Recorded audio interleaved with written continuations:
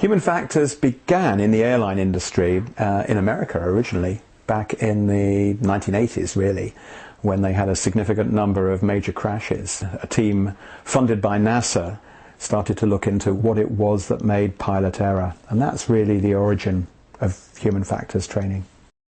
Before our next programme, we're going over to the newsroom for a news flash from Michael Burke.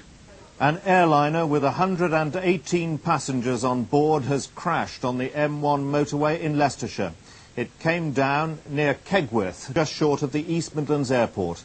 Eyewitnesses say it was coming into the airport with an engine on fire when it crashed into a motorway embankment. Kegworth was a sentinel event, certainly in aviation terms, because as a result of Kegworth, the whole way we train pilots, the way we train cabin crew, and indeed the way we train air traffic controllers changed fundamentally. It was such a good learning point and such a public lesson in avoidable error. First of all, the flight was perfectly normal, Heathrow to Belfast.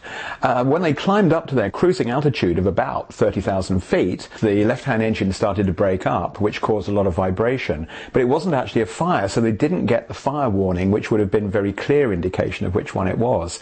And in the ensuing confusion, they shut down the wrong engine. The captain got on the PA and told everyone in the back cabin that they'd shut down the right engine, and of course there was nothing to worry about. But to those down the back, it was visibly obvious which engine was at fault, and it was the left engine. Now when the cabin crew at the front tried to tell him, he didn't listen, wouldn't listen, but equally they didn't know how to be assertive. And so both these things have now changed. Pilots are taught to listen to no matter who might be telling them that there's something that they might need to know, and equally cabin crew and others are taught now how to be assertive without being aggressive. So in other words, not to give up when you feel your information is really important, but to get your point across.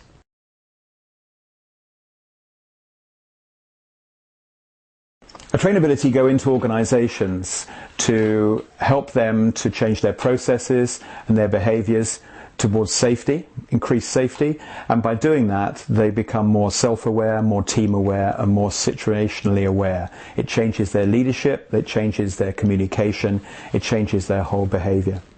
Trainability has been operating now for 12 years, originally in aviation. Since then we've worked with nuclear power generation teams, we're in the emergency services, but primarily our focus now is in healthcare, with a major focus on operating theatre teams. We work anywhere that people work together.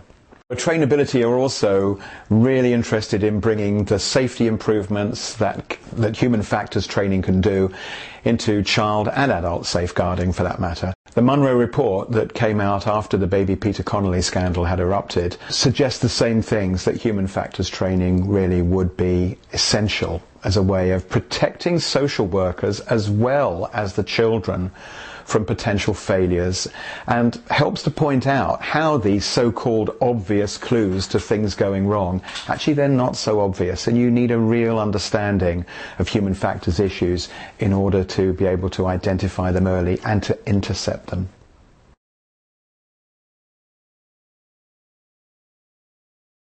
My background as an athlete was in rowing, in GB rowing. I rowed in the GB team for a number of years. I've been involved in coaching a number of levels, right from beginners right up to senior internationals. I've coached at schools, universities, both in the UK and in South Africa, and I've ended up coaching the South Africa national team at the World Championship.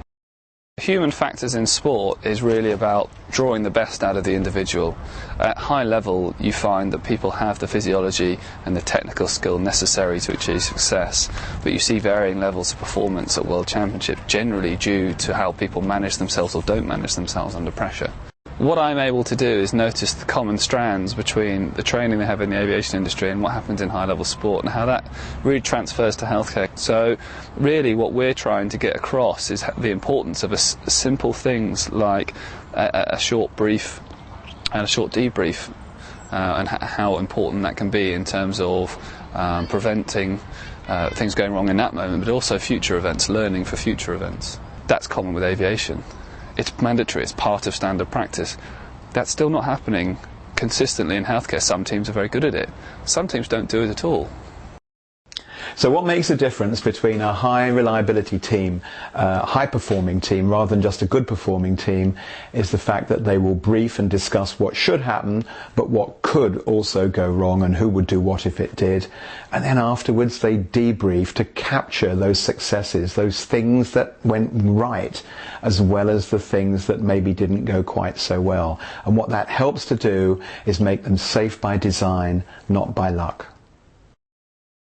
In aviation, pilots, let's be frank, live and die by the use of the checklist, because we found that our memories are limited, and aircraft these days, even the simple ones which I only fly nowadays privately, they can still kill me if I forget something. And a checklist really is more than just a simple check. It's a focal point for the whole team. I think everyone should be paying attention, and I think anyone should be able to say, hang on a minute, we haven't done this quite right, or I'm not sure that we've checked this particular item properly. In the operating theatre situation, the checklist should be, and if it's used properly, will be an aid to increasing patient safety. I was involved in helping to develop and launch the World Health Organization surgical checklist. But as I've travelled around the UK over the last couple of years, I've asked people how it's going, people that I meet, and they'll usually say it's going very well. But some of them say, we are using the checklist, but the surgeons are very reluctant to participate. And I've heard several anecdotes in the last few months of surgeons who prefer to scrub up on their own because they regard participation in the checklist activity as childish and beneath them. And as we all know, the early impact of the checklist has been achieved because of a team working together, doing something which seems a routine, something that an airline pilot and a co-pilot would do every time they took off, even though they may have done it 1,000 times before, because just once in a while they will spot something that would have gone wrong if they hadn't been actively checking it. If any of you in this room were to travel on a scheduled airliner tomorrow, your chances of being killed in an air crash would be around 1 in 10 million. If any of you were admitted to hospital in the UK, your risks of being killed in a healthcare environment would be 1 in 300. Very, very different ratio of risk. The statistics speak for themselves. Aviation now is by far the safest form of travel in any kind. Safer than rails, obviously safer than roads. But it's changed dramatically since human factors training was introduced, particularly post-Kegworth. Pilots now just accept human factors training. It's not questioned anymore. It's seen to be a vital part of aviation safety. And I think it's worked. What human factors training can do is effectively give you a new pair of spectacles to look at your own performance and look at the whole world. And as soon as you start to dig deep into what it is that's made us make errors, make mistakes, then you see things in a whole different light, and we can start to redesign the world, redesign our processes, redesign our behavior. One of the projects which I think has been overall given me the warmest feelings has been the neurosurgery in the northeast of England, where before we went in 5.5 years ago, they had a 1 in 300 wrong side rate for burr holes in neurosurgery. And now, I'm delighted to say, 5.5 years down the line, they've not had another single wrong side rate. And we didn't do it, but we showed the team how to do it, and they're the ones who've made the big improvement.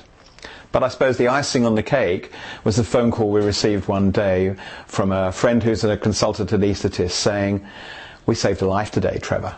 And I said, "Wow, what the heck was that?" And he said, "We nearly had another Elaine Bromley. We nearly had another failed intubation. I can't intubate, can't ventilate. But the team all worked together so well." And he said it was the nurses came up to me and said, "The training that you gave us made that difference, where we just functioned like a team today, like we've never done before, and we saved that man's life."